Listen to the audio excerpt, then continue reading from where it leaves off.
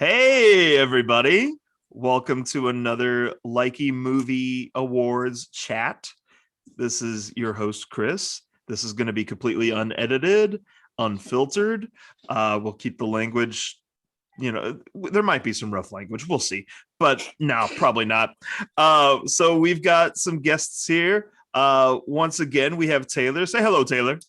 Hi, Taylor. Hey. And we also have Katie joining us this time. We will be talking about the Oscars, and that is let me look here, 93rd Annual Academy Awards. We're recording this on a Friday afternoon, and it will be Sunday night. That will be April 25th, 2021. And we can't wait to talk about these things. We've already discussed what we thought would be nominated. We've discussed tons of awards that happened before the Oscars. They're still going on as well. Yesterday was the Independent Spirit Awards. There were a few surprises there, a few that we maybe could have seen happening, but yeah, we'll bring that up a little bit also. But we are going to tell everybody here what we think is going to happen on Sunday, who we think the winners of the Academy Awards are going to be. And I don't have any flashcards prepared this time. I'm just going to read off the nominees, and I'll write what I think is going to win as the others are telling me who they think is going to win.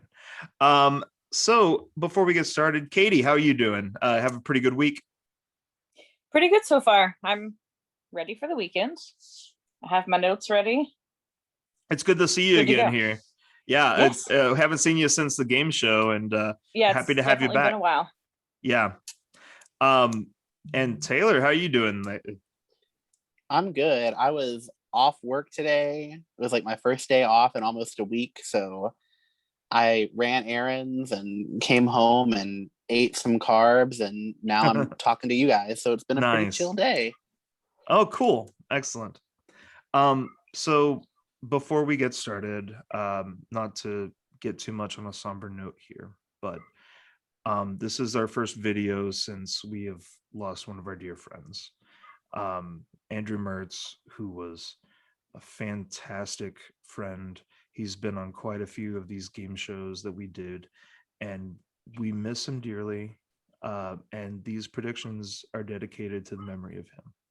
So, Andrew, thanks for everything, man. You've been great. Okay. I just had to get that out there. And here we go. We're going to talk about the 93rd Annual Academy Awards. And we have Katie here partially because she is an expert in two of the fields, I would say. She has done her homework here. She's got pages of notes. She's ready to talk about it. We are going to start. Well, which one do you want to start with, Katie, of the two? Some of them kind of tie together. So, 4 of the 5 nominations are the same in each category. So I'm fine either way. Okay, well, I tell you what, let's start with the most popular award. Everybody just stands up and cheers every time it's about to come on. Best costume design. So I get excited about it. Yeah, it's an exciting award. I agree. So we'll start there. I'll go ahead and read off what is nominated for best costume design. We have the films Emma, Ma Rainey's Black Bottom, Mank, Mulan, and Pinocchio. Katie, what are your thoughts on that? So I've seen some of the movies, and I've seen at least clips of all of them. And so I just kind of went through and made notes, just my opinions on them. Of course, I tend to lean more towards the historical costumes, just because that's what I enjoy. So going down my list, as far as the one costume wise that I would say was my least favorite was Pinocchio. Okay. Too much lederhosen?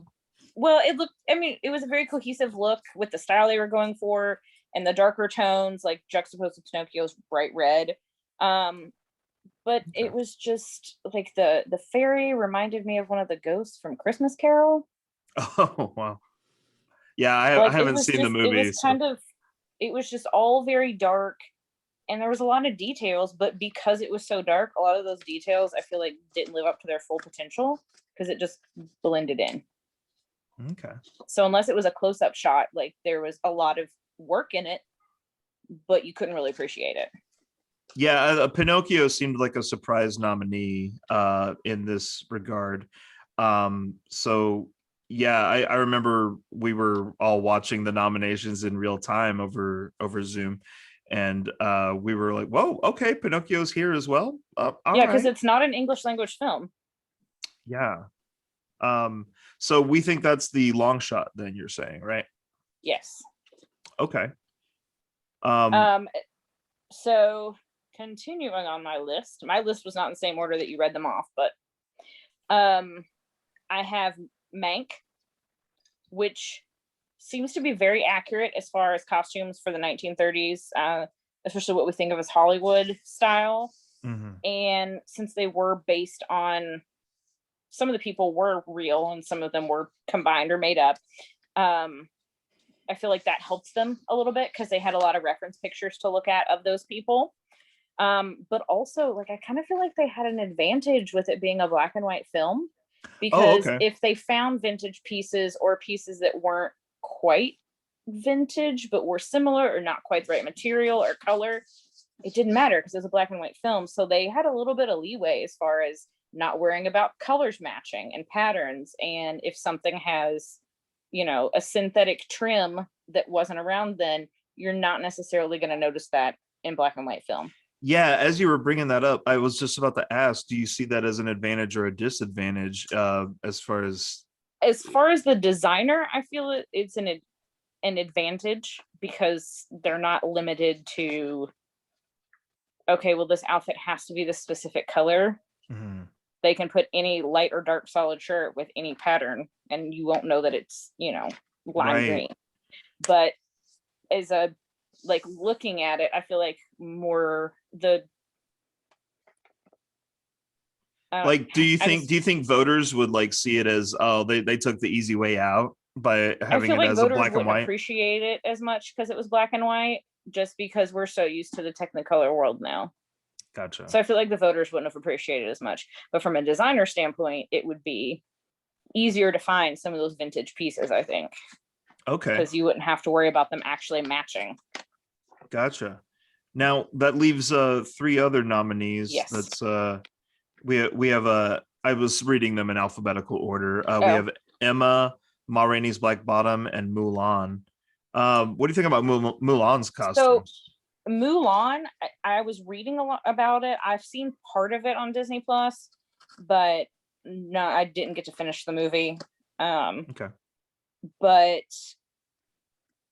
reading about it, I mean, they used a lot of inspiration and armor stylings and all of those things from the Tang Dynasty in China. And I didn't write down what years those were, but it was the Tang Dynasty. Oh, okay. Excellent. But the designer, like, there was a little bit of a westernized spin on it. The designer is German, and she spent 3 weeks in China studying it, studying the culture and everything. But there was a lot of pushback about the designer not being of Asian descent or Asian American, or really any person of color. It's just a German woman who's never lived in China and just basically had to do her research and do the best she could with that to try to keep it authentic. Wow. But yikes, there was purposely and just inherently with her culture not being Chinese or Asian, there was a Western spin on it. Okay. So it's pretty. Yeah. But I mean, if you're trying to go for accuracy, if you're trying to go for accuracy in like changing the Huns to the Ronins and things like that within the movie and trying to use more, trying to use actors of the correct descent that they're playing and everything, they kind of dropped the ball in the costume department for that. Okay. And I was kind of wondering if armor is included when discussing I costumes. mean, I it's imagine it designed. would. It's designed by a costume designer. It may not be Yeah. made by them. And a lot of Yeah. it is not like truly blacksmithed armor in most movies, just because it Mhm. would be so heavy to wear around. So a lot of it is Yeah. synthetic anyway. But yeah, I would consider it costumes or props. Yeah, I mean, helming. I mean, you're wearing it. Whether it's helming or sewing or I mean, it makes Yeah. sense. Yeah, I mean, I think of some of my favorite costumes in movies. I think of armor like from Gladiator and things Yeah. like that. So that really leaves just two films. The Emma, two left, Ma Rainey's Black Bottom and Emma, are my favorites in the category. I would say they probably are the favorites. Yeah. So go ahead. My favorite, as far as just my opinion, and a lot of it is my bias because I love Jane Austen and really any good period piece, would be Emma, because they are historically accurate. They actually used patterns and dress plates from the Regency era, which was the 18 teens to 1820. Okay. Thereabouts. But I mean, they had everything was accurate on there, including like clothing etiquette, as far as when you would wear gloves and hats and everything like that. And they really prided themselves on that. And also used the fashion to help portray growth in the characters as they became wealthier or more fashionable or matured. There, you would notice changes in their style as well. Okay. But, Interesting. I mean, Okay. I love Regency era style, so that's my favorite. But I really think, as much as I want Emma to win, I think it's going to be Ma Rainey's Black Bottom. Okay. Partly because of just there were so many costumes, not just for the leads, but there were a lot of ensemble members and dancers behind Ma Rainey when she's singing and things like that, and they were all very elaborate, intricate costumes. I mean, of the 20s, like it would have been appropriate both in the 20s and in the African American culture of the time. Yeah. But the costume designer was Anne Roth, who has been designing costumes for a million years. And she's probably done costumes in a lot of things that you don't realize she did costumes in. Yeah. But I mean, all the way back to Singing The in the Rain. name sounds like, familiar. She did Singing in the Rain. That's wow. the only one I can think of. Like one of her older, like that was one of her first ones. But she does so many things. But she even designed the padding and everything under Viola Davis's dresses and built them into the dresses, so it wasn't just one set of padding. So yeah. When I think of the costumes of that film, I think of Ma Rainey mostly, and Taylor. So I think that's gonna win. Cool. Excellent. I didn't mean to cut you off there. You're fine. I'm just so excited. I can talk about costumes all day. That's why we got you here for this. Absolutely. Thank you. Taylor, do you have anything to reply with all of that? I think Katie kind of did a fabulous job breaking it all down. It was very, very intricate breakdown. I'm very impressed, Katie. Me too. Going on just what a lot of the precursor awards and the guilds have landed on so far. Katie, you hit the nail on the head. Ma Rainey is seen as the front runner right now. And I agree that Emma could be a possible spoiler because the Oscars love their period costumes. Especially the more grandiose period costumes, because I think you could argue that Ma Rainey is, somewhat more, well, you couldn't argue, it's factual that it takes place in, a somewhat more modern era than Emma. But I do think, but I do think right now there is a lot of love for Ma Rainey. So I think Ma Rainey will win, and I think it is deserving, but I do have to shout out, I love the costumes in Mank. And maybe it's just because you don't see black and white film that much anymore, but the fact that like they were able to give off that very high class grandiose look without the advantage of Technicolor. And I just think back to Amanda Seyfried's costume towards the end of the film when they're at the dinner scene. I think that costume is just gorgeous. So Oh yeah, there is Mhm. that scene toward the end where they're all dressed it's as like a circus costume performers. party. Yeah, Yeah. yeah, like one's the lion tamer and one's the ringmaster and such. Yeah, yeah, I could see Mank as an underdog, as a dark horse in this, but yeah, we're all three in agreement. I did write down as my pick after reading them off, costume design, Ma Rainey's Black Bottom. So yeah, I guess that handles one category of how many? 23? Yeah. So let's keep on going here. Next, Katie, I'm going to put you on the spot about best makeup and hairstyling. And I will read the nominees again in alphabetical order. They are Emma, Hillbilly Elegy, Ma Rainey's Black Bottom, Mank, and Pinocchio. Katie, your thoughts? All right, I'll keep hair and makeup shorter. Oh, it's quite all right. Well, 4 of the 5 nominees were also nominated for costumes, so that helps some. As far as research on that and everything. Right. I kind of had mixed feelings on this. Ooh, So, do tell. Pinocchio. I already said the fairy reminded me of one of the ghosts from Christmas Carol. But like, I know that a lot of Pinocchio's look is makeup based. Not all of it, but a lot of it is. Mhm. But it gives me like Valley of the Dolls kind of feeling, which creeps me out and I don't like it. So like just based on that alone, I'm like, I don't like it because I don't want to look at it. Right. Because it's creepy. Yeah. Yeah. So it's just I could tell. I think that was the point, but I understand what you're saying. I could tell that this was going to get nominated for. I had a very strong feeling that Pinocchio would be nominated here. I mean, they did a great job on the makeup. Mhm. It's creepy and I don't like it. I think of Pinocchio as a children's story. Good old fashioned nightmare fuel, as they say. Right? Yeah. I'm not a horror story person. So again, you'll say Pinocchio is probably bottom tier of the 5. Yeah. Okay. And like all the rest of them, I could really make an argument either way for all of them, the rest of the 4. Mank, I would say least so, as far as the 4 that are left, just because there were quite a few characters that were portraying, or actors that were portraying real people, and some of them really resembled the person that they were playing and others didn't.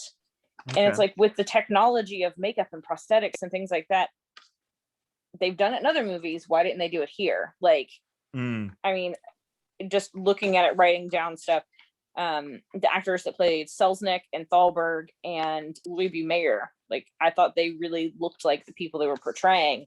But then some of the others, I was like, well, I could kind of see a resemblance, like where you were going with it, but I feel like they could have done more. An interesting thing I read was Gary Oldman was all prepared to sit in the makeup chair for this film, and it was the director's call who said, David Fincher, who said, I don't see any need for it. I think you can portray him just as you are. I feel like he was one of the ones that looked less like the person he was portraying. Interesting. Because I actually looked up a list on that one because I was curious of the actors versus the person they were playing to see who looked the most similar. Yeah. And like, I mean, acting wise, I'm sure they were lovely, but costume or like hair and makeup wise, I feel like they could have done a lot more on some of those people to make them, since they were famous people they were portraying. It wasn't someone that there's no pictures of that we're just guessing what they look like. Like, there are pictures that you can make them look like it. So they're very well documented. Yes. That bothered me. So okay. Let's I'm interested to hear what you think about Emma as far as makeup and hairstyling. So, I mean, I enjoyed Emma's makeup and hairstyles because they were all very accurate colors, and all of the weird things in their hair and hairstyles, they were maybe less common at the time, but there Okay. is documented history of that being a hairstyle. Cool. That was maybe a little more over the top. Not necessarily a day-to-day style that people would wear, but there are pictures, drawings, notes, things like that from the Regency era where people wore hairstyles that way. And just how they used the hairstyles to go so well with the hats. That's what Okay. I liked. Am I wrong? Am I wrong in assuming that it's stronger in the hairstyling part than it is in the makeup part? Because I haven't seen the film, to be honest. Yes, it is. The makeup is very simple. Okay. Just because the time period was not crazy over the top makeup, so it was just all very simple. A lot of, I mean, not like stage makeup or anything really. That stands out like a Cupid's bow, lip, or anything of the time period. So it was just very basic with the time period. So I mean, it fit that, but it wasn't super exciting. Gotcha. The hair was more so exciting on that. Let's see. So Hillbilly Elegy is the one that we haven't, the one film we haven't talked about so far in this video. Hillbilly Elegy, it feels like it's mostly Glenn Close that's getting nominated here, and so I have seen this film. But I looked it up. I've seen clips. I haven't seen the whole film, but I've seen clips. I've seen photos, and I've done some research and stuff. I mean, Glenn Close is almost unrecognizable with the makeup that they've done, hair and makeup stuff. Yeah. But like the flashbacks and the current times of Amy Adams, like just her looking younger and then looking older and more worn down and everything, like they did a great job with hair and makeup in Hillbilly Elegy. Like I would be surprised if it won, just because I think Ma Rainey's is gonna get it again. Oh, okay. But I feel like it's definitely a contender and could be the underdog, like surprise Hillbilly Elegy, just because of what they did, even with just two of the main characters. They do love the aging process in this category, as tradition shows. So you think Ma Rainey's Black Bottom has the edge, though? I do, for a couple reasons. Partly just because it's historically accurate for the 20s, with what would have been popular among African American culture at the time. But for makeup and hair, Mia Neal and Jamaica Wilson are the ones nominated, and they are the first people of color to be nominated for that award. Oh, cool. I had not read that's that. what makes me lean towards it, just because they had someone with the background that would be working with those actors. So that's what makes me think Ma Rainey is going to get it. They did a good job historically. Just like Emma, both were very accurate. But I think that I can't think of the word now. Just not specialty, but just the expertise, like, well, the nomination, the forte, as how that would be, like, just the first of the category. Okay. I think is what might get them over the edge, or they might just like the aging process in Hillbilly Elegy. I could really make up an argument either way for them. I'm torn on those two films in particular. Taylor, did you also have the similar battle going on in your head? I did earlier in the season. It was kind of like a no-brainer, like, oh, it's gonna be Hillbilly Elegy. They love a transformation. They love when they take someone and make them look like a semblance of themselves. But here lately, again, just like looking at precursors and stuff, Ma Rainey I think definitely has the edge. And there's not to say that there's not a transformation in Ma Rainey. Like Viola Davis makes a complete transformation of that character, so I think it's very worthy. But yeah, I would have to go with Ma Rainey as my prediction. I just think Hillbilly Elegy kind of lost any kind of steam that it had just because of general indifference to the movie itself. Yeah, I'm kind of feeling that too.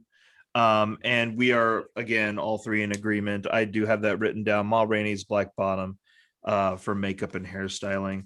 And that is, I do feel like it's kind of the Viola Davis show for that, just like Hillbilly Elegies feels a little bit like the Glenn Close show.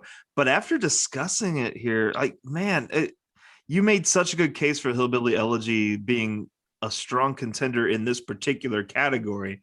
And sometimes it helps when a film is only nominated only here and there, because the film's supporters all rally and get behind it. And the other nomination for that film, we'll talk about in a little bit, but I feel like Steam's kind of going away. Yeah, and after researching it and learning more about them, because I filled out my Oscar pool really early, like when I first got it. Yeah. And now I want to change some of my answers because that's how it goes. Not having seen anything else at the time was just like, if Emma's nominated, I'm picking Emma because like I have it, I own the DVD, I read the book, I love Jane Austen. Yeah. But now I'm like, I'm sure once I post this video tomorrow, I believe I will do it. Once I post it tomorrow, I'm gonna think, I should have said that instead. And it's just it's a different day, it's a different opinion. That's just how these Oscars go sometimes. Taylor, do you have anything else to add about any of the other nominees there in makeup and hairstyling? But I agree. I submitted my Oscar pool today, and I was like, I made my choices. Don't feel good about it. Let's see how it goes. Well, thank you, Katie, so much for weighing in there. And please feel free to continue to stick around here as we discuss more of the awards. And if you have things to do, if you need to leave the camera for a while and then come back, feel free. But yeah, we're gonna go right along and keep doing this. Let's go to the shorts. Documentary short subject. The nominees are Colette, A Concerto is a Conversation, Do Not Split, The Hunger Ward, and A Love Song for Latasha. So Katie, you did fill out an Oscar pool. Do you remember what you voted for here? I don't. On the shorts, I'm sure I picked it on which one I liked the name of best. That's almost, I feel like a lot of voters do that in this here. Well, I missed being able to go see the shorts in the theater. Yeah, we had a theater that would show all 5 shorts in a row, and when everything happened in the year 2020, that's I don't know if that theater's coming back, and it's breaking my heart, but I do remember seeing all 5 animated shorts one year, and it was awesome. But I think I saw them with you. It was me and Jeff, I think. Maybe it was only live actions. Oh, I don't know. I've seen them with Jeff before. Yeah, I love that we have a friend that will invite us to go do that too. I'm so happy I'm not alone in wanting to do that anymore. Which, speaking of Jeff, I'm gonna make my leave because I have to get ready for him to come visit us. Sure thing. Thank you again, Katie. Absolutely. It was awesome having you here. No problem. I can talk about costumes anytime. Absolutely. It makes me happy.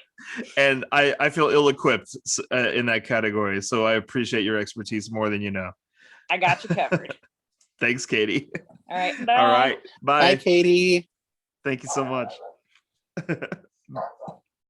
Bye, puppy. That I hear barking.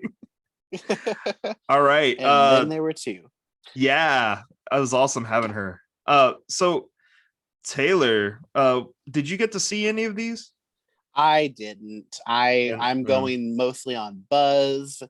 Me too. And name and actor recognition. Right.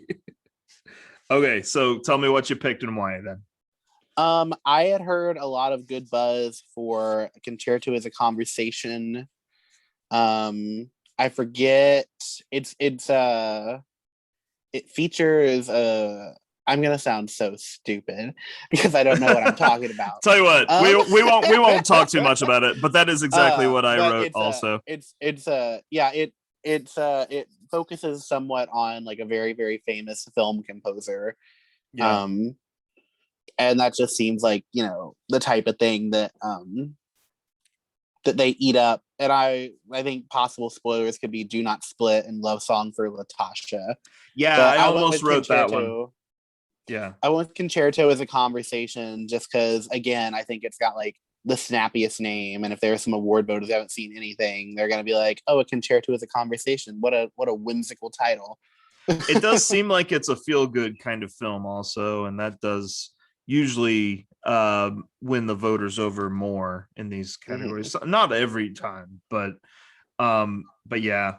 All right, let's keep on plowing through then. Live action short. I actually did get a chance to watch one of these, but I got a sneeze coming. Hold on. Unedited. Hooray. Thank you. Nothing dripping out of my nose. Okay, cool. Live action short. The nominees are Feeling Through, The Letter Room, The Present, Two Distant Strangers, and White Eye. Did you get to see any of these, Taylor? I did not. Okay. Sure didn't. Quite all right. So what do you think's going to win just on buzz alone then? I have heard a lot of really great stuff about Two Distant Strangers, but I ultimately went for The Letter Room because voters tend to gravitate towards short films that have some kind of star celebrity in them, and I believe Oscar Isaac is the star of The Letter Room. So I feel like that's the safe choice. Okay. Well, we finally differ on an opinion, and because I did just see Two Distant Strangers, I did just get through watching that. It's a very interesting film. You can find it on Netflix, not a sponsor, but it has a I guess there was another film this year that also kind of followed in Groundhog Day's footsteps. The film Groundhog Day from 1993, starring Bill Murray. So this short, Two Distant Strangers, is a character caught in a vicious circle. So it also has a pretty dark spin on it because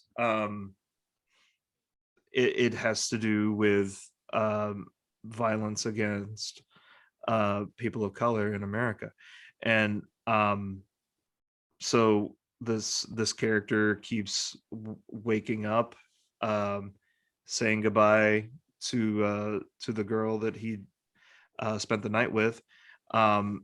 As he's leaving, he's gonna go home and feed his dog, and there's things escalate very quickly with a police officer, and one way or another he does get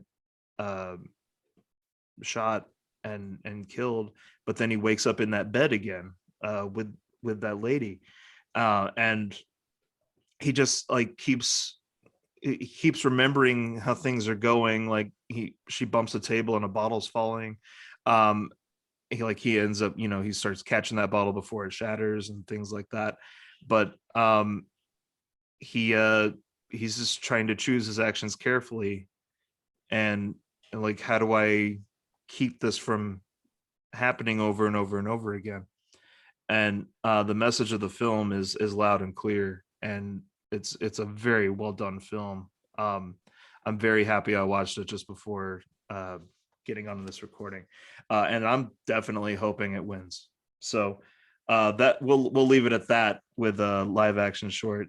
So next we have Best Animated Short, and let's see, I've seen two of these nominees now. So the nominees are Burrow, Genius Loki or Loci.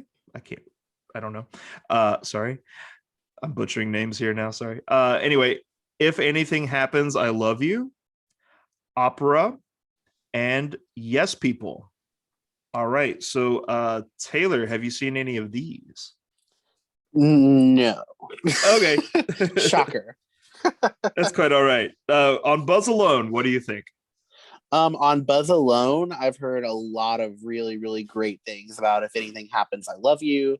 I've heard it's got a lot of support from within the industry and a lot of um, a lot of individuals within the Hollywood machine want it to do really well. I would say the only possible alternative could possibly be Burrow, just because you can never really count out Disney.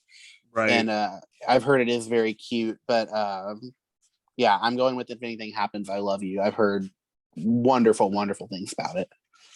So I just finished watching that just about an hour and a half ago. And I was all ready to get on this video and tell how I think Burrow is the one to beat. But after watching If Anything Happens, I Love You, that's definitely my pick. I was obliterated after watching this one. And it's another short with a very strong message. It is it talks about school shootings and how it affects those who are closely impacted by it. It's an amazing, quiet little film, but it uses its visual medium to its fullest potential. And I think that is ultimately what's going to cause it to win at the Oscars come Sunday. So there we go. There's the shorts categories. So let's go right along into some of the technical categories. Let's keep it fun and go into let's do Best Original Song. The nominees for Best Original Song are Husavik from Eurovision Song Contest, The Story of Fire Saga. Fight for You from Judas and the Black Messiah. Yossi or Scene from The Life Ahead.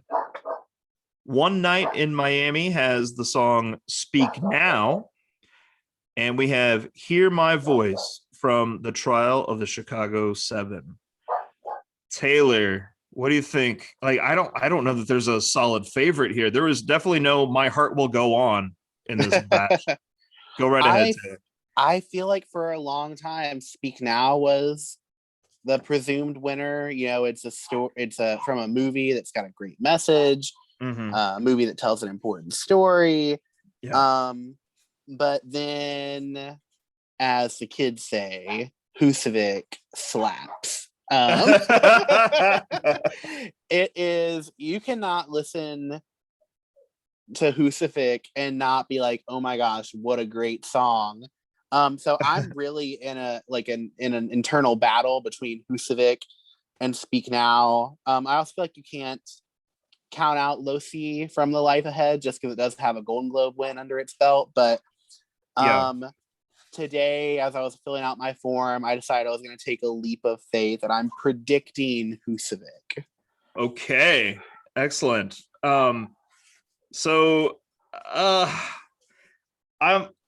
It's so hard. This one is really difficult. I feel like it's not going to get easier as we continue talking. Each category is going to get harder. Yeah, let's do it though. I'm ready. I'm game. So I remember just a few days ago I put every single music video of these up on YouTube and judged for myself.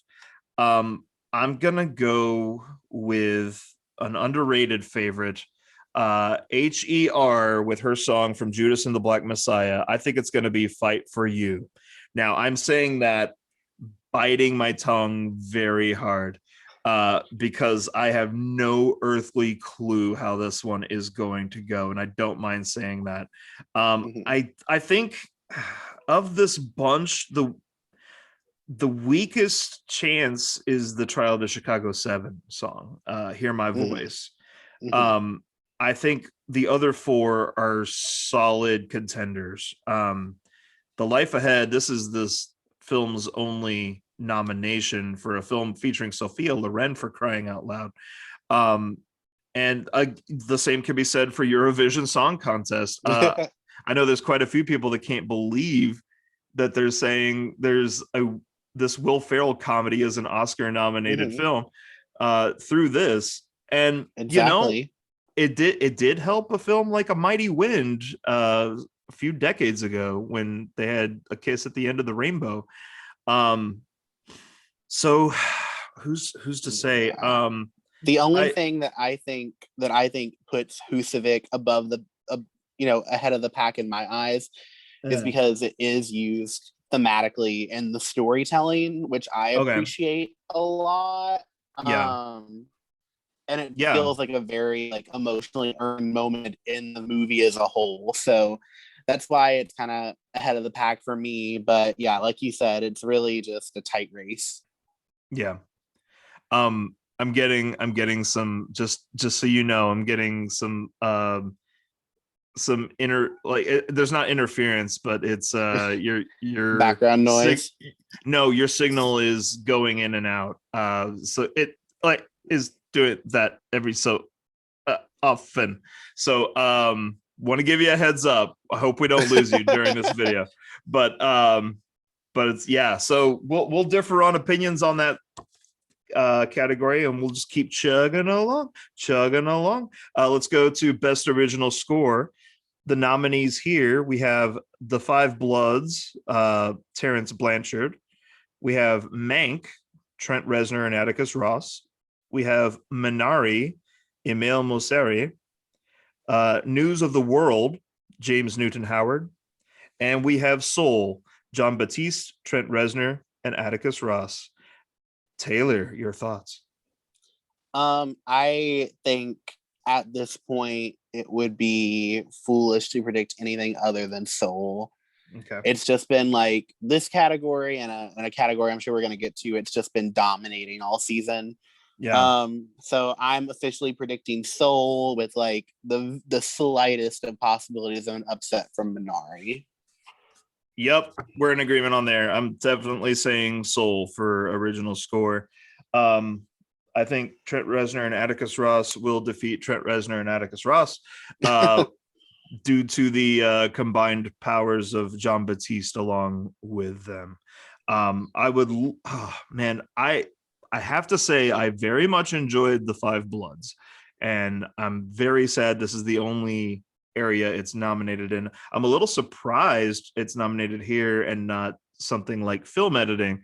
But Terrence Blanchard, I love his work. I think he does good compositions. So let's keep on going. So let's keep the ears happy and go to best sound.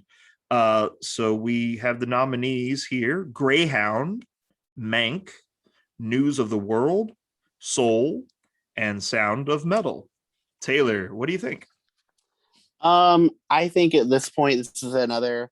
There are very few categories this year that are very clear cut, but I feel like sound is one that is very clear cut, and I think it's got to be Sound of Metal. It's a movie where literally one of the main, storylines that focuses around someone's perception of sound, and what they do with it is very, very impressive, and it's been picking up awards here and there along the way to Oscar night. So I am predicting Sound of Metal. I don't think there's a reason to consider anything else. As am I. I'm going Sound of Metal. I watched the trailer for every single Best Picture nominee again recently, and just the trailer alone reminds you. They have the captions underneath the whole trailer. It's such a showcase of how the film really is. Like it plays with those technical aspects so well, and it's going to be tough to beat Sound of Metal. I think if I don't think Greyhound has a chance. I think if any film may be a spoiler here, it could be Soul. This may be the one time that it loses. Very likely, I would say, to Sound of Metal, but who's to say? Soul was up there as well. And Mank had some interesting playfulness as well. Just the old timiness of it all, for lack of a better term. So let's see. I've now got to a few categories we talked over with Katie, but let's go now to best visual effects. How about that? Let's go to that. The nominees: Love and Monsters, The Midnight Sky, Mulan, The One and Only Ivan, and Tenet. Taylor, what do you think? I predicted Tenet. Okay. Because again, looking at precursors, it's been doing fairly well. in comparison to its counterparts. So I'm predicting Tenet with a possible spoiler of Midnight Sky. Okay. What makes you think Midnight Sky is the one that could spoil? The Academy loves their space movies. Yeah. and apparently, even though the film as a whole isn't as good as a lot of people had wanted to be, it is still visually stunning. So that's my main reasoning. Yeah. I was very close to saying Midnight Sky here. I think the fact that it's on Netflix could hurt it in this case. I think a lot of people will only see this film in the privacy of their own home. I imagine it would be an amazing film in the theater. But I actually did see Tenet in the theater, and at a drive-in theater, and I think this is the time where it's going to get awarded. Christopher Nolan films, you can rely on those for some good visual effects, and I think there could be a potential spoiler with Love and Monsters also. And I honestly you would have seen love that that film. You would I love that? have. Okay. I would love that. I think Love and Monsters is delightful. Yeah. And the special effects in the monsters are surprisingly good for a movie that 99% of the population hadn't heard of before nominations came out. So Yeah. I honestly, it would. I don't. I. There's like less than 1% chance of that happening, but I wouldn't be mad at it. I'm a big fan of Love and Monsters. I mean, sometimes the little film that could actually does. I remember one of my favorite wins in this category was Ex Machina, overcoming films like Mad Max Fury Road and The Revenant, if I recall. So, yeah, I mean, I'm not counting it out in the slightest. But again, the precursor awards, I think Tenet is going to be the one. So let's go on to Best Production Design. The nominees here are The Father, Ma Rainey's Black Bottom, Mank, News of the World, and Tenet. Taylor, what do you think about this one? Again, going off precursors and such, I think it's gonna end up going to Mank, and I think this could very possibly be the only thing Mank wins for the night. Okay. I think it would be very well deserved because it is very grandiose in scheme. I don't necessarily know how close it is to the top of the pack, but another favorite of mine that was very unexpected to get into this category, but when you think about it, makes sense, is The Father. Mm-hmm.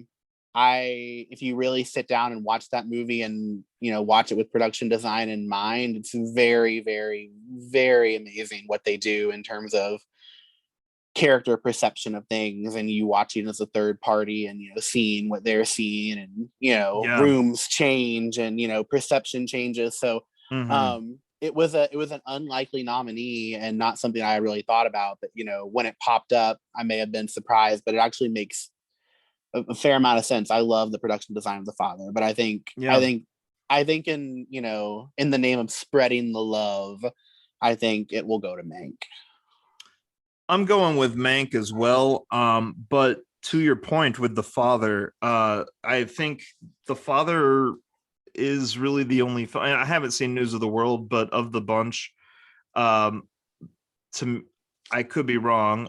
If Jeff were here, he could correct me here, but The Father seems like the only one that the production design plays a huge part in the storytelling, in the script. And I'm not going to give too much away because the script was I wasn't ready for the script to be that good when I went to see that movie.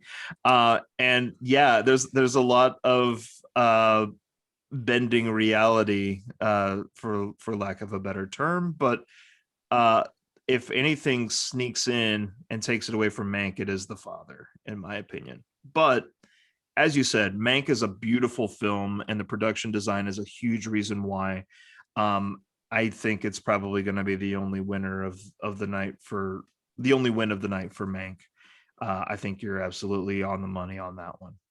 So let's keep on chugging along. Let's go to best film editing. And I will attempt to read the names of actually, no, I'm not. I'm just gonna say the films. Best film editing. The nominees are The Father, Nomadland, Promising Young Woman, Sound of Metal, and The Trial of the Chicago 7. So Taylor, tell me your thoughts on this one. I am predicting Trial of the Chicago 7 Okay. on the basis of its very, very flashy and very, very showy editing. And a lot of the times voters see most editing and think best editing. So I think that's where they're going to lead. Possible spoiler. Honestly, looking at this list, it's a really solid list. And having just seen Promising Young Woman so recently, I think it definitely earns its place in editing. But yeah, I think this is a really strong category overall. But like I said, I think Trial has got the most flashy, in your face editing, and really like says, hey, look at me, hey, look at me.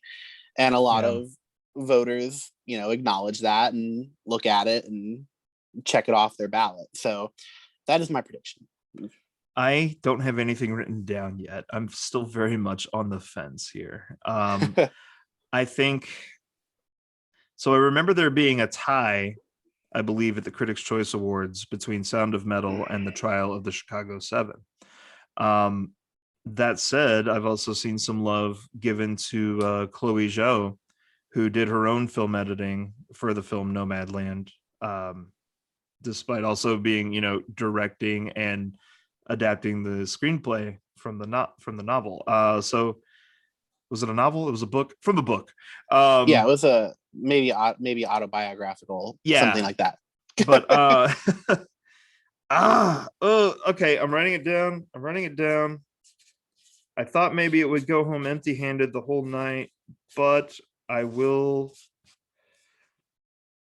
agree with you and say The Trial of the Chicago 7. For one reason or another, I've seen this film 3 times. I think it's just because it's so accessible, but yeah, we'll go with The Trial of the Chicago 7. The way that they edit in the real life footage of the riots of Chicago in with their filming, their staging of the riots of Chicago really sticks out in my mind. And the very beginning of the film is also a strong showcase for the film editing, when we're first meeting the characters and they're interrupting each other's sentences over here. Now we're following this character. So I think that's gonna play a big part. And yeah, let's just do I want to change my answer? No, Chris. But you're going like with I the Trial of the said, Chicago 7. in the interest of spreading the love, I think this could be Trial's trophy that they get to take home. Yeah, if they feel like spreading the love, like we'll see. But here we go. We're going to best cinematography now. The nominees are. I'm definitely going to try to. Okay, I'm definitely going to try to read the names here. Best cinematography nominees are Judas and the Black Messiah, Sean Bobbitt, Mank, Eric Messerschmidt, News of the World, Darius Wolski, Nomadland, Joshua James Richards, and The Trial of the Chicago 7, Fedom Papa Michael. So, Taylor, what do you think about the directors of photography here? I think it's Nomadland. Like, Yeah. I think the trophy is already engraved. Like it's. Oh, really? it's a gorgeous movie. So yeah, and I think it's no secret that a lot of people think that Nomadland is going to take home quite a few awards on Sunday night, and I think this is one, along with some others I'm sure we'll get to later, that it's all but guaranteed. Yeah, this whole season, I've been reading the name Joshua James Richards, Joshua James Richards, Joshua James Richards. So I would be a fool not to go with Nomadland for best cinematography. And that's exactly what I'm gonna do. You can't stop me, Taylor. You can't stop me. Okay, so we are getting down to the nitty gritty. Here we go. Some of the bigger awards here. We are going to go to best documentary feature as I grab my next flashcard. And the nominees are Collective, Crip Camp, A Disability Revolution, The Mole Agent, My Octopus Teacher, and Time. So Taylor, what did you get to see any of these? I did not. Okay, excellent. Me neither. I would love to be better at judging documentaries than I actually am. I've said this on a prior video. I'm not going to go on another tangent about it, but tell me what you think on Buzz Alone. On Buzz Alone, I think the octopus teacher is having a moment right now, and it's really surging at the right time. And I think it's got the momentum. So my guess is Octopus Teacher based on Buzz Alone, and I've heard it's a great film. Okay. I'm going to tentatively, or maybe tentacularly, disagree. I'm going to go with Time.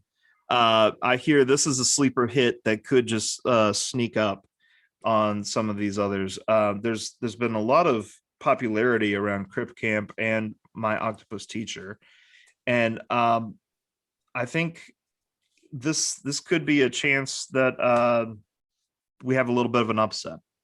I couldn't tell you why I'm going with that, other than everything that I'm reading.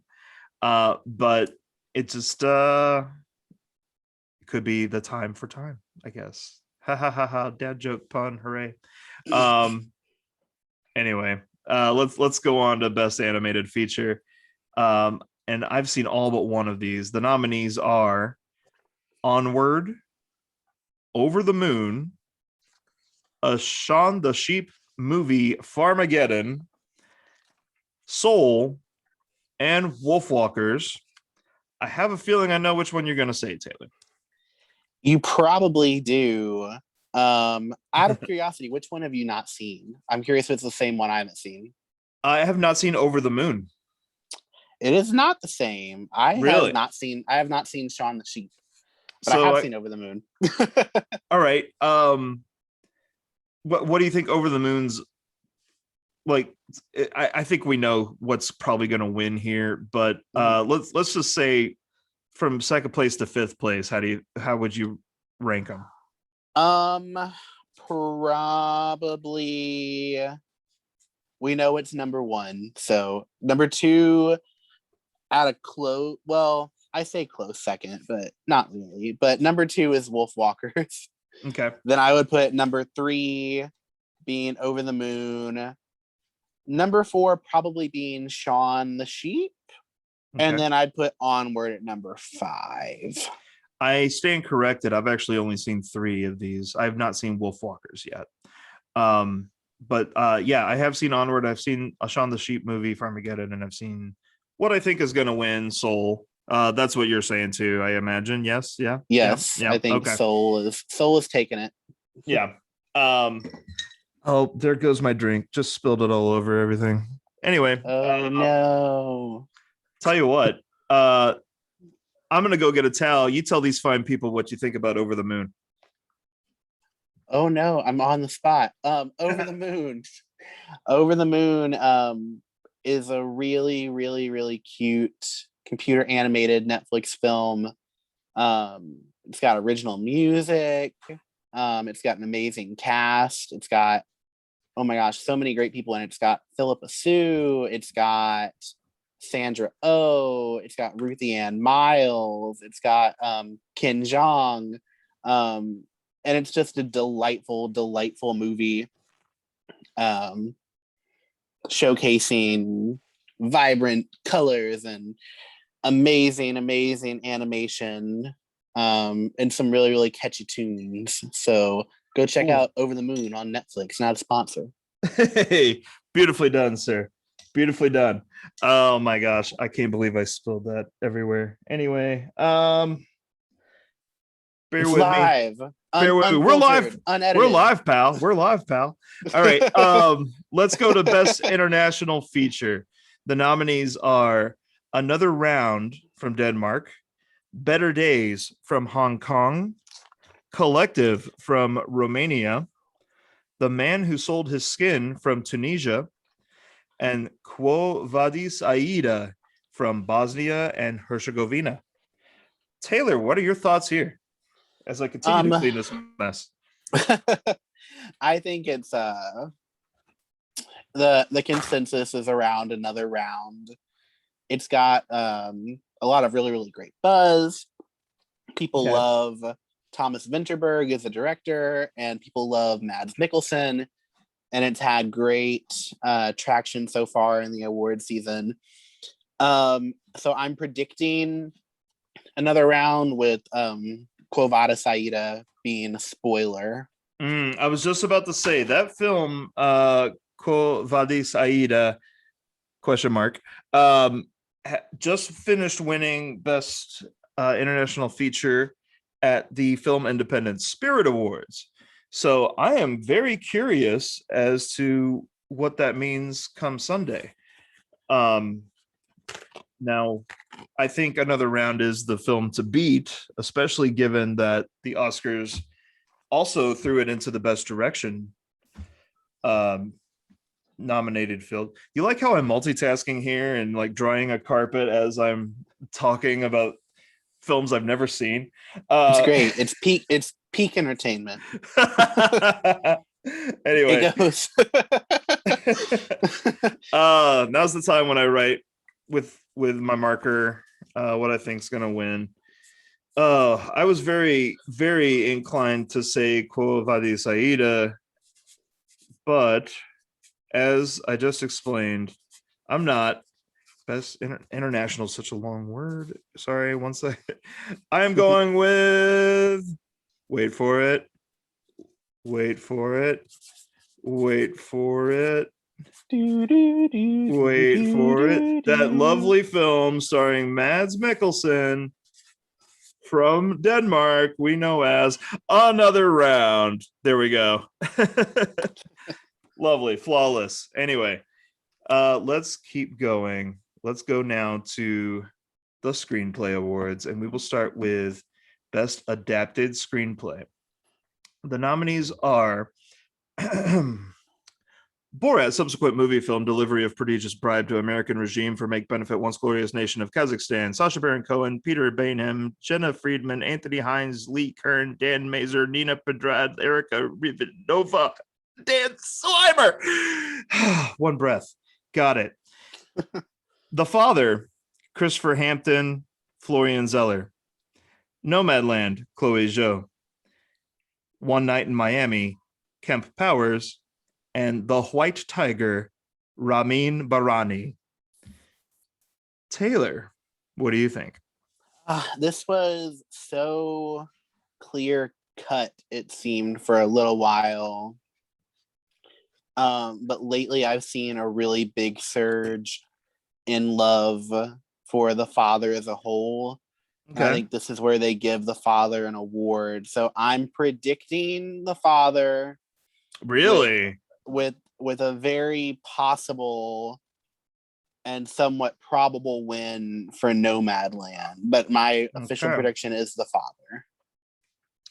I think it's between three films here. I think it was kind of a pity nomination to get The White Tiger in there. I think it would be something not a lot of people expect to see the Borat sequel win. So I think it's between The Father, Nomadland, and One Night in Miami. And for the reasons you said about The Father, I think One Night in Miami also qualifies here. Kemp Powers is a becoming name that has been murmured not just with this film, but with Soul. It's interesting to see him in this bunch. And if voters decide that the chances are very low for some of the other nominations for One Night in Miami, this could be a sneak attack here. But man, this is a tough one. This is another one I've been on the fence, and I'm writing now. I'm writing the name of the category. What will I write for my answer? I loved The Father. And the screenplay is a huge reason why. And I'm very interested to learn that there is also I guess there's a sequel to this, not in film yet, but the playwright, maybe it's just a follow-up, but I'm pretty sure I saw that Florian Zeller and Christopher Hampton had another follow-up on this, but I don't know. I'm going to go with Nomadland, and here's why. If it is, in fact, the front runner for Best Picture that we expect it to be, it's very, very rare to see the film that wins Best Picture not also pick up one of the screenplay awards. I remember The Hurt Locker beating Inglourious Bastards in 2009, for instance. So that is why I think Nomadland has a slight edge here. If Hollywood's going as crazy for this film as I think they are, then I think this will be one of many statues going Chloe Zhou's way. But The Father is such a strong contender, a strong possibility for the upset win here. And I'm with you. I think it has been bubbling up buzz-wise. It's just, it's that time of year where it's, oh gosh, what's going to happen? So let's go on now to Best Original Screenplay. And the nominees here are Judas and the Black Messiah, Will Burson, Shaka King, Keith Lucas, Kenneth Lucas. Minari, Lee Isaac Chung. Promising Young Woman, Emerald Fennell. Sound of Metal, Abraham Martyr, Darius Martyr. And The Trial of the Chicago 7, Aaron Sorkin. Taylor, your thoughts? I think it cleared up a lot at this race cleared up a lot at the WGAs, and I'm overjoyed and ecstatic to be predicting the probable winner, Promising Young Woman by Emerald Fennell. Okay. Please elaborate on why you're ecstatic about that. Because I think it's no secret I've got a lot of love for that movie. It's probably my favorite film of the year. Okay. And in a category where you have to, it's like David and Goliath is Aaron Sorkin, for Emerald Fennell to kind of sneak up and, pull off upsets along the way to Oscar night. I think it's very, very, very commendable, and I think it's probable that the trend would continue, because it's her freshman film. It's her debut, and people friggin' love that movie, also, including myself. And as divisive as it may be to some people in terms of you could argue that the third act goes kind of off the deep end, and some people are all about it and some people are off put by it, but I think it's a wonderful and provocative screenplay with very, very snappy and sharp dialogue, and I would be overjoyed to see it win. So I am predicting it. Excellent. I'm also going with Promising Young Woman. I think that this is the surest win of the night for the film. And Emerald Fennell should be very proud of herself for this. I do have to give a shout out to one Mr. Will Burson, who co-wrote Judas and the Black Messiah, for recognizing my predictions of nominations on Twitter. So thank you. I appreciate that so much. If you do happen to watch this, sir, that was fantastic. I have a feeling you're going to be in these categories again in the near future. I would be ecstatic to see you win. But if it's not this year, I guarantee you'll be here again, sir. Well done. Yeah, it's a strong field in this race. But I think Emerald Fennell has this category in a headlock. So we're just gonna go with that. So are you ready, Taylor? Are you ready for the acting nominations? The real question is, am I ready for the lead acting nominations? I think I'm pretty ready for the supporting. Okay, but lead acting. Good. We're gonna start with supporting. We'll ease our way in. We'll ease our way in because boy, do we have some stuff to talk about later on. All right, let's go to Best Supporting Actor. The nominees are Sacha Baron Cohen for The Trial of the Chicago 7, Daniel Kaluuya for Judas and the Black Messiah, Leslie Odom Jr. for One Night in Miami, Paul Raci for Sound of Metal, and Lakeith Stanfield for Judas and the Black Messiah. Taylor, go right ahead. I am all but definite that it's gonna be Daniel Kaluuya for Judas and the Black Messiah. I'm trying to think out of everything nominated in terms of like picking up, awards nonstop. I'm pretty sure it's just him and Chloe Zhao.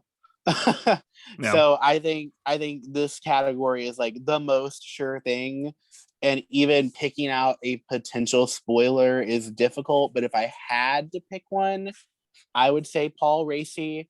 But okay. I think it's Daniel Kaluuya has been in the industry for a really long time, and I think he has found the right role at the right moment, and I think he knocks it out of the park. So I think it's very, very well deserved that he would be winning. So he is my prediction.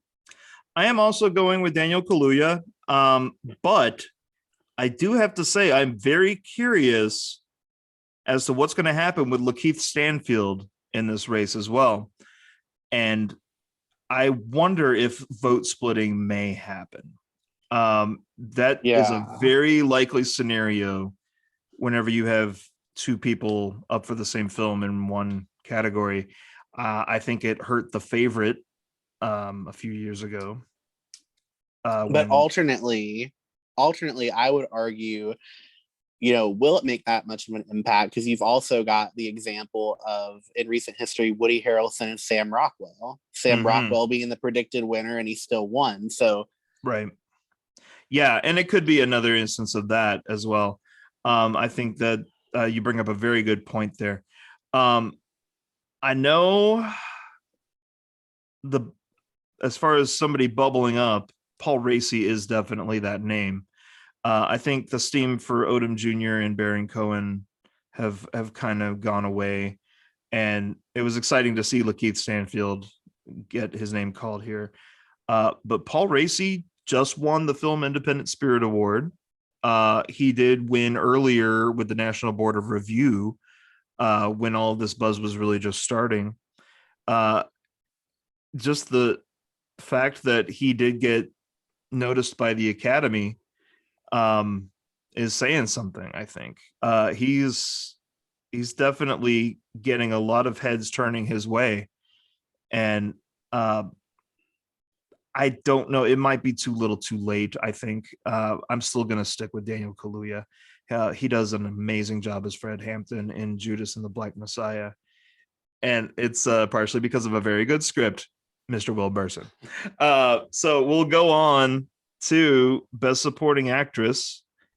And the nominees are Maria Bakalova for Borat's subsequent movie film, Delivery of Prodigious Bribe to American Regime to Make Benefit Once Glorious Nation of Kazakhstan. Glenn Close for Hillbilly Elegy. Olivia Coleman for the father, Amanda Seyfried for Mank, and Yunya Zhang for Minari. Go ahead, Taylor. Um, Coming off of the BAFTAs and the SAG win, I have to predict Yunya Jung, and she's also my personal favorite. I think her performance is contributes a lot to the overall heart of Minari, and I think it would be a great way to recognize the film as a whole. If I was gonna pick a spoiler, earlier in the season we were like, this is when Glenn Close finally gets it, and I think she is again going to be an Oscar bridesmaid. But I think if there was any kind of close second, it would probably be Olivia Coleman for me. Here recently, I've heard a lot of buzz. I read an article with people interviewing Oscar voters, and one of them said, I haven't missed an acting nominee winning in 9 years that I voted for, and I voted for Coleman.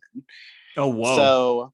So my heart and my gut says Yunya Zhang, but Olivia Coleman is having a forever moment, since she unexpectedly won the favorite, and then she went on to take over as Queen Elizabeth in The Crown, and she's just a delightful and wonderful fairy princess of a person. So, there could be a lot of love for her there too. But Yunya Jung, while relatively new to American audiences, has had quite the illustrious career in international film herself. So, I'm solidly predicting Yunya Jung with possible spoiler Olivia Coleman. But did any of them have to sneak into a private room with Rudolph Giuliani? Answer me that. No, I think Maria Bakalova, Razzie Award nominee Rudy Giuliani, and Maria Bakalova, and Glenn Close. So Glenn Close made history as the very first performance to both be nominated for a Razzie for Worst Supporting Actress and an Oscar for Best Supporting Actress. Very much there is a split decision there. And I think that Razzie nomination definitely hurt her. I think I'd be amazed if she was not yet again a bridesmaid here, especially for a film like Hillbilly Elegy. Bless its heart. It tried so hard, didn't it? I am going with Yunya Zhang as well. I think this is the surest win for Minari. If they are going to, in fact, spread the wealth, that's Minari's ticket right there. And oh man, Olivia Coleman, she is fantastic in The Father. She really is having her shining moment. I think it does hurt that she's not on screen as much as she could have been, I guess. I don't know, but it's this category can reward new faces quite a bit, and Maria Bakalova is as new as it gets. Amanda Seyfried to an extent as well, but she's also been in the business for a while. So I think, and it's worth noting that Maria is even though she hasn't been winning, she has been on the list for every major precursor up to this point. Even the BAFTAs, for such an outrageous role in an outrageous film, and with their weird jury system, she still managed to crack that code. So it is worth noting that she's on the radar, definitely. Yeah, I am delighted to see Maria Bakalova nominated here, especially since I was wondering if she would be before any kind of buzz was being murmured. But I think ultimately the film will not be to everybody's taste. I think that will hurt. And I think Yunya Zhang is she's got a wide open gap to run through and score the touchdown. So, and also, can I say one more thing before we move on? No, yeah, go ahead. It just occurred to me the Mhm. scenario in my brain that, like, if Olivia Coleman wins, this is the second time she's taking an Oscar from Glenn Close unexpectedly. Yeah, isn't that something? And they in a completely different category. That's mind blowing. But it Yeah, literally just occurred to me looking down at my list. So I just they had to point that out. It would they're be gonna be sworn so enemies for sad for life Glenn if that Close, but happens. Like, right. no, I'm sure they love each other. I'm sure they respect the heck out of one another. But let's go on to best lead actor. The nominees are Riz Ahmed for Sound of Metal, Chadwick Boseman for Ma Rainey's Black Bottom, Anthony Hopkins for The Father, Gary Oldman for Mank, and Stephen Yeun for Minari. Taylor, what do you think? Do you remember when this category was so simple? Yeah, yeah, I So, do. okay. So here's the deal. Okay. Chadwick was and is still the presumed front runner, Mhm. but the BAFTAs managed to throw a wrench into everyone's thinking process Mhm. by giving it to Anthony Hopkins, which, you could write that off of Anthony Hopkins is British, it's the Mhm. BAFTAs.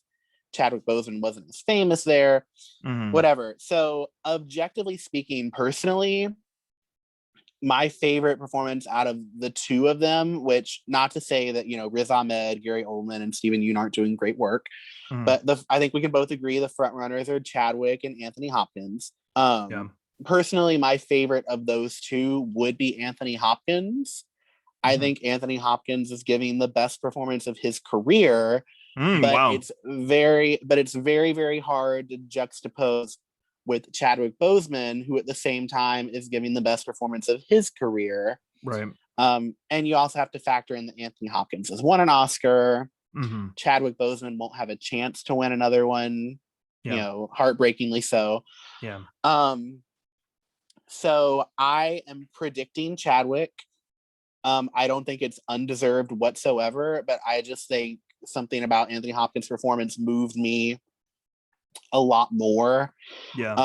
But like I said, I'm predicting Chadwick, and I think it's very, very well deserved, and Mhm. would just be the cherry on top of his already groundbreaking and legendary legacy.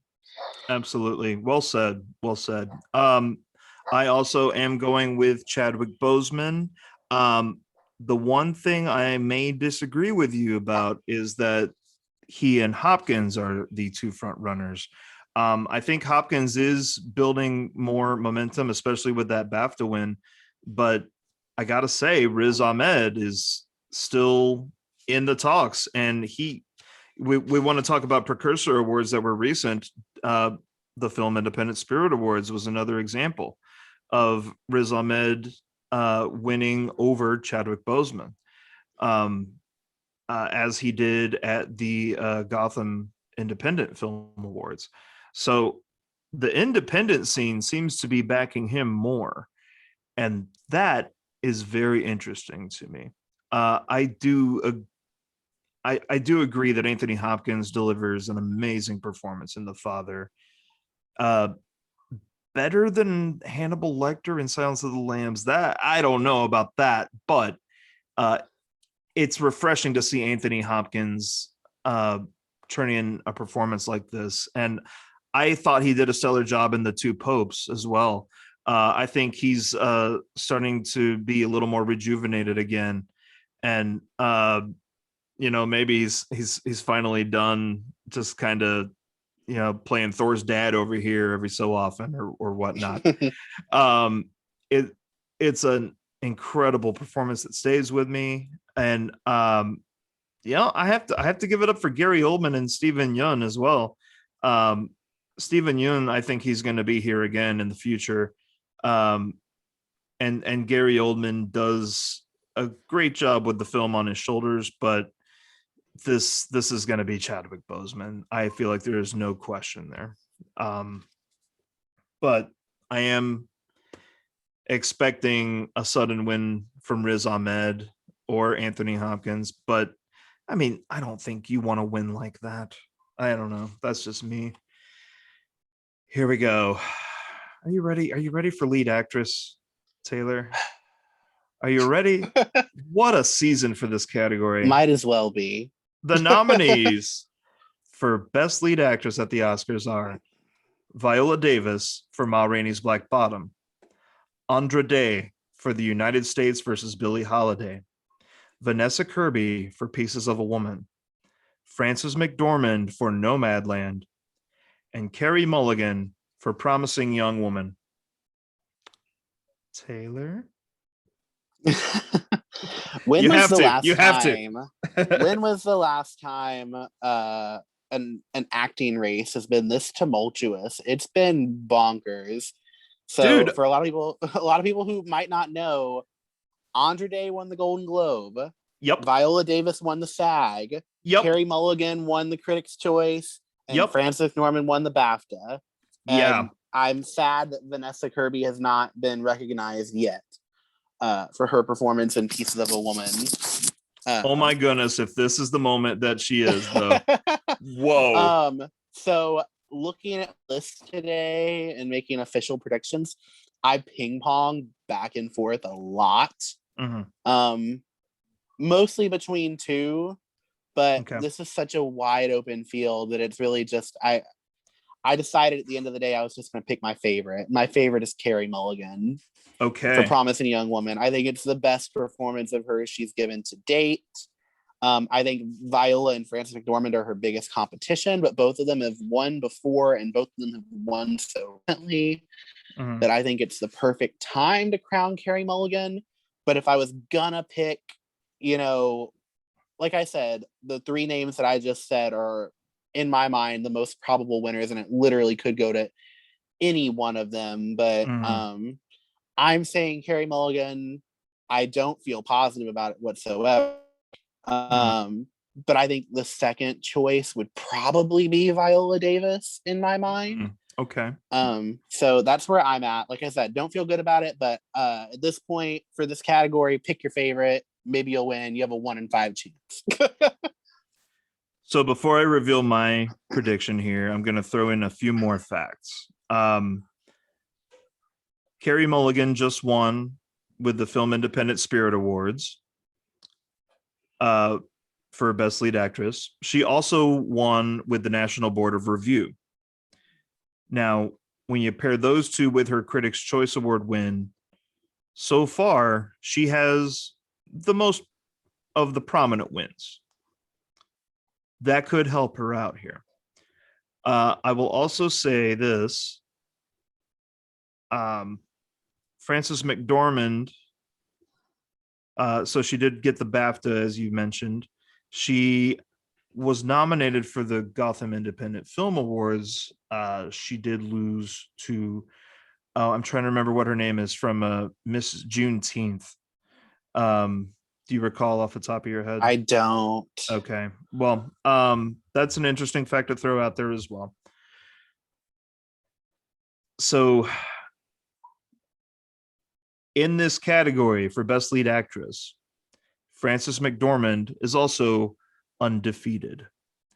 Every time she has been nominated for Best Lead Actress, she has won.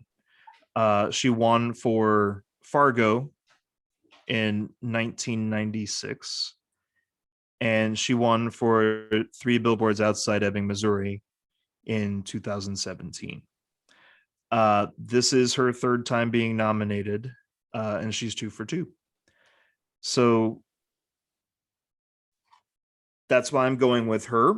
I feel like we have an undefeated streak going on. It would be foolish, in my opinion, not to go with her. But it doesn't seem like she has the buzz going in with this one as much as she did with the other two I just mentioned. The whole film rests on her shoulders, basically. I mean, they do have moments in the film where where it feels like we're watching an interview happen with some of the other people in the film, but it always feels like her movie. And that's another reason why I think she's got the edge going in here. It would be bonkers to see Vanessa Kirby win for Pieces of a Woman, to see somebody new swoop in and end that undefeated streak so effortlessly. Well, now I'm not going to say effortlessly because everybody puts in such an amazing performance here. I think Frances McDormand is I think it makes sense to give her 3 Oscars in her lifetime. I think she has worked hard enough to earn that right. But that said, I also think Viola Davis, who only has 1 Oscar so far for Best Supporting Actress in Fences a few years ago, it's she definitely is deserving of being a 2-time winner. And it's worth mentioning that if she did win, she would be the first Black woman to win. I believe it's to win 2 acting Oscars. And here's another fun fact: should Chadwick Boseman win for Best Lead Actor, and should Viola Davis win for Best Lead Actress, this will be the first time in Oscar history that both lead acting statues go to one film that could not score a Best Picture nomination. So if they're in the mood to make history, that is a very likely scenario. I think it's a long shot to ask that. And as much as I would adore seeing Carey Mulligan win for Promising Young Woman, she's the one I'm wanting to win in my heart. But my brain says Frances McDormand, and it's always a battle of head versus heart. That's a valid guess, but for me, the category is split between 4 people, and you can make arguments for any one of them to win.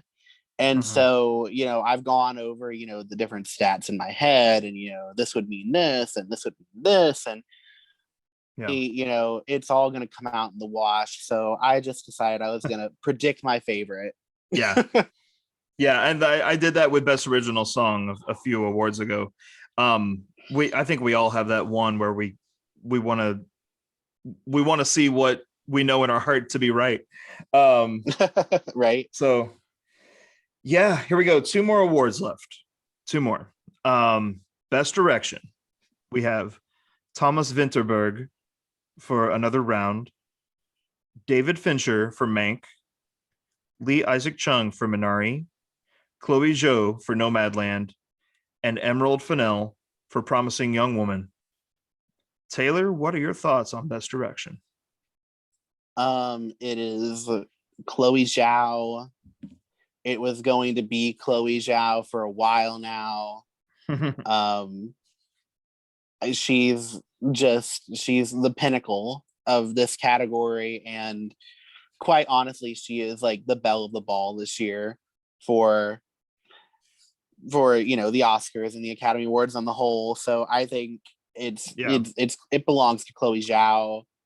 If there was going to be any kind of upset, which I don't think, it's very minute that it would happen, I think the number 2 is probably Emerald Fennell. Okay.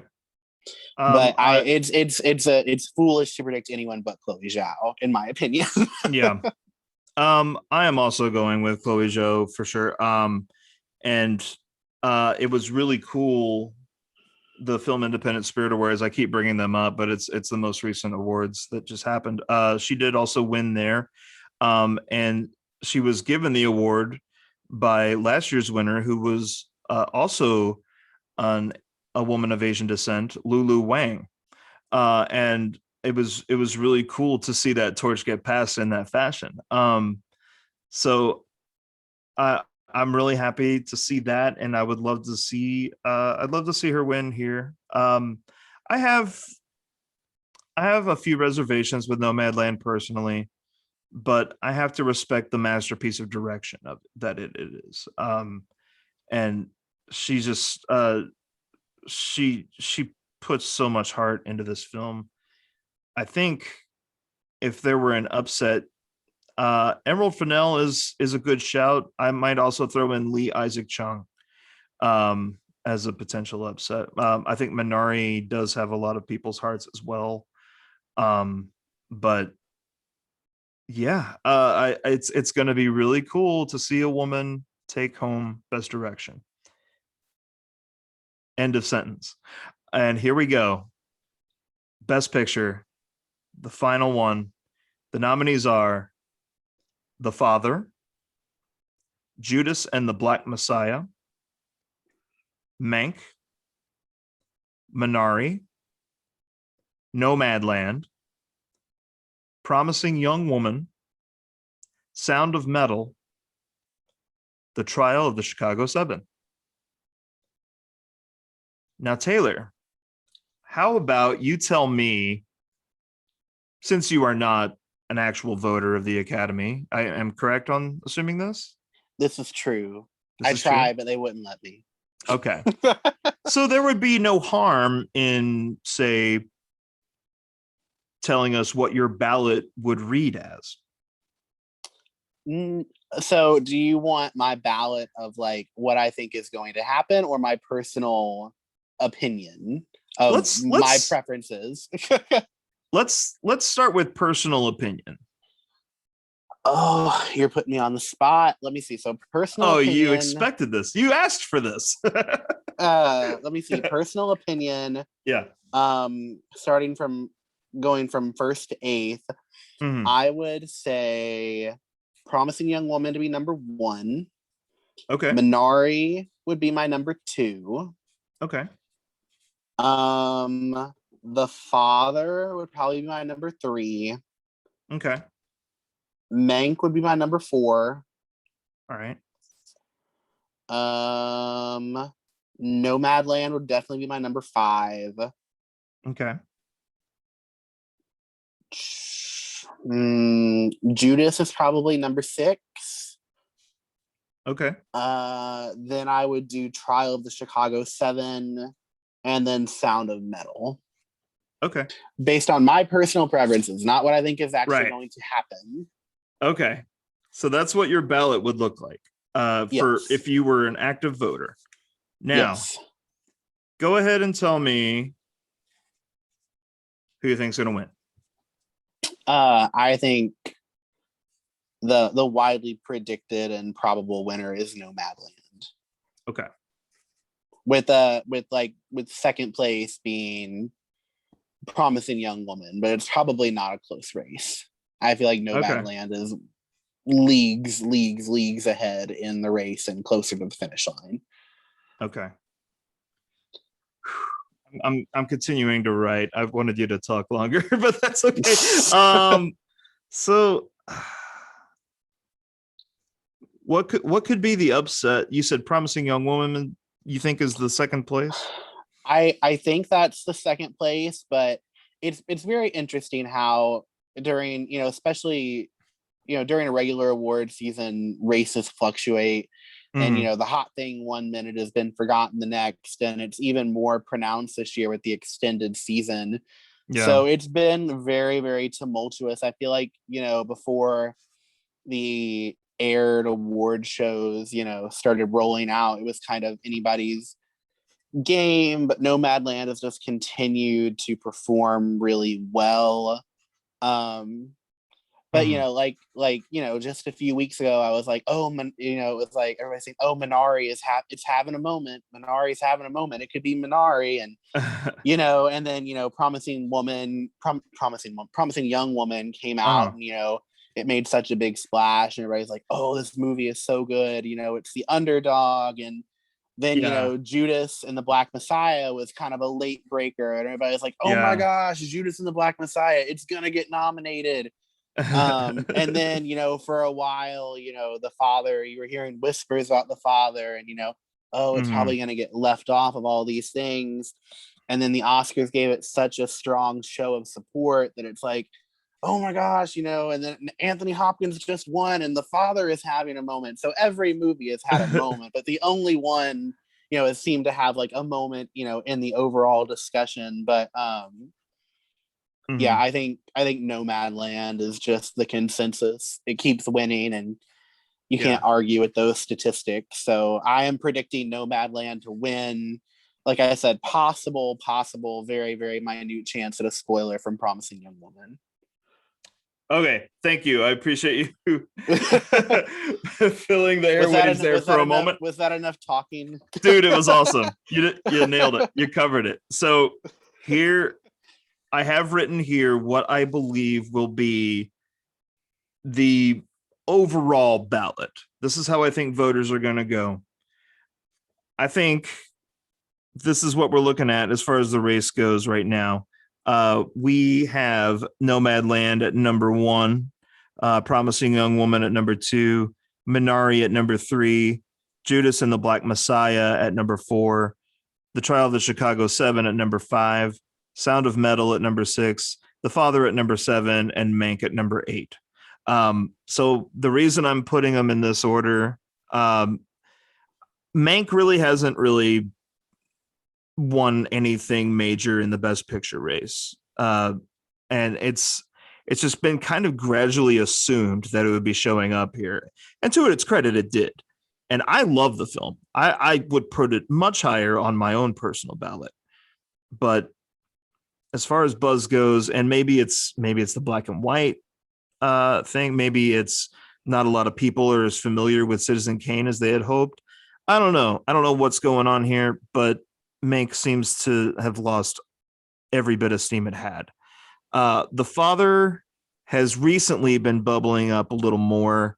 We did see it get nominated for the Golden Globes early on, but then it treaded water for a long time. The BAFTAs came along, and I think it was kind of expected the Father would show up nicely over there. But I still think it's low on the totem pole. Sound of Metal is it's pretty amazing the buzz it's been garnering. It got a Writers Guild nomination. It got noticed for best directing debut by the Directors Guild of America. It showed up for Best Picture here. It showed up for the Screenplay Award in the Oscars. It showed up Best Sound, Best Film Editing, Best Supporting Actor, surprisingly a little. So Sound of Metal has been solidly in this race for quite some time. I'm going to switch hands. My hand is getting tired as I'm talking about this. But let's go on now to The Trial of the Chicago 7.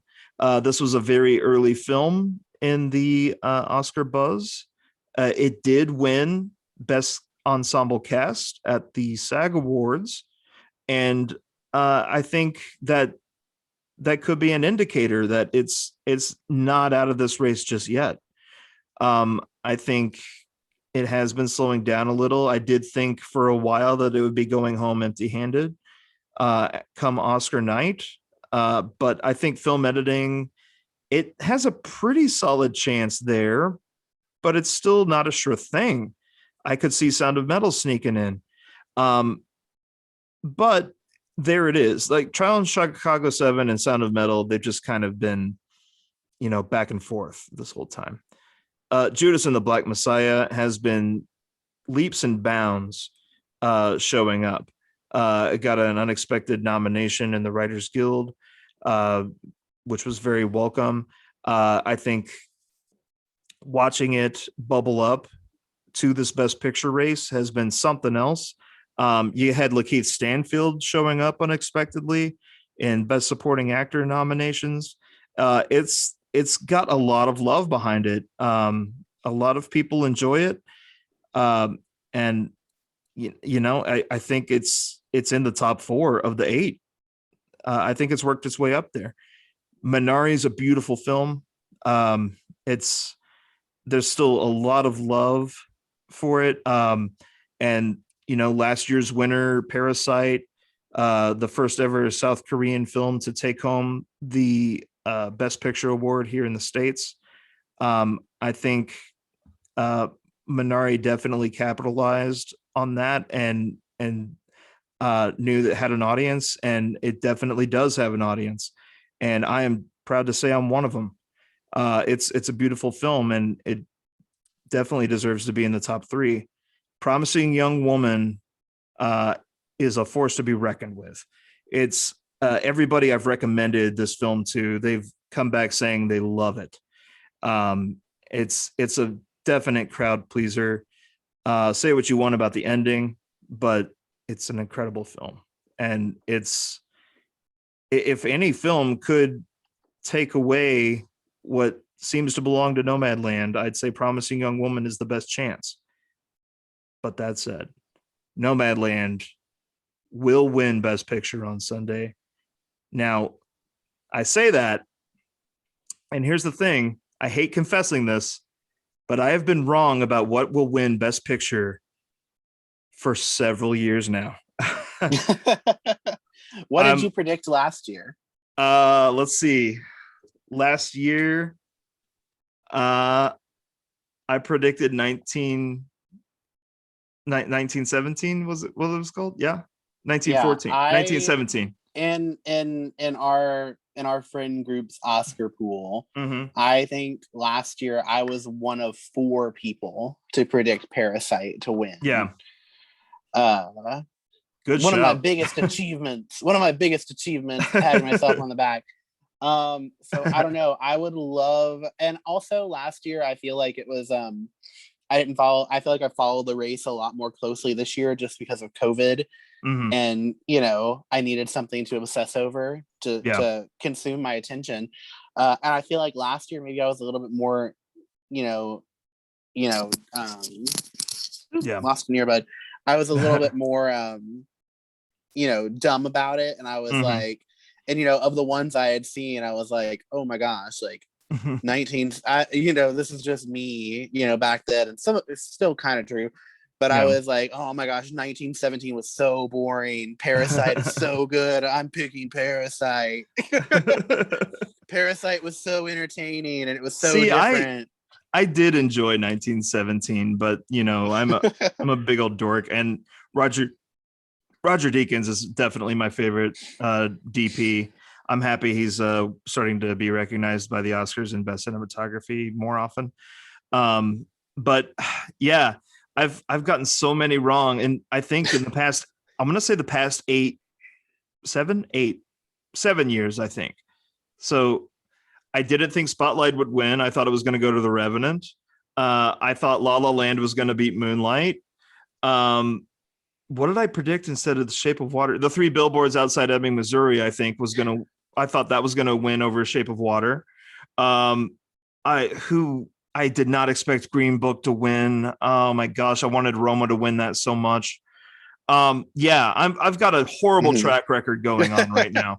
Horrible. I get far too into my own head, and I'm gonna really kick myself in the seat of my pants if Nomadland loses.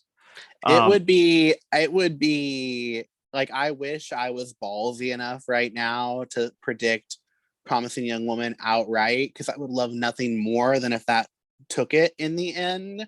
But the statistics just don't lie. But it's fascinating that you brought up those past races, because just of the ones that you named, I predicted Spotlight.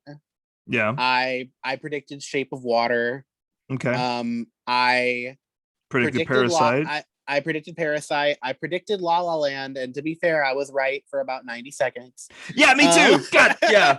I'm happy. In retrospect, I'm happy it was Moonlight, though. That movie's a masterpiece. And I'm pretty sure I also predicted Roma and was upset by Green Book. So I've had spotty track record, but I also predicted let's see. I also predicted Boyhood would win over Birdman. Wrong.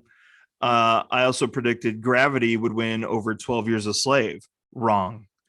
So I haven't had this right since Argo.